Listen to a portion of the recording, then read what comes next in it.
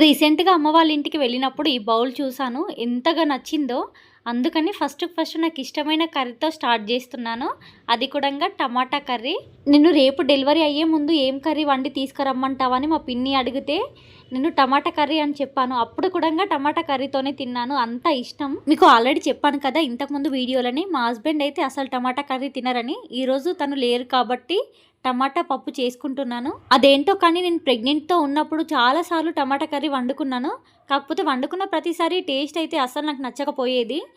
మెల్లిమెల్లిగా ఆ టమాటా కర్రీ తినడం కూడంగా మానేశాను.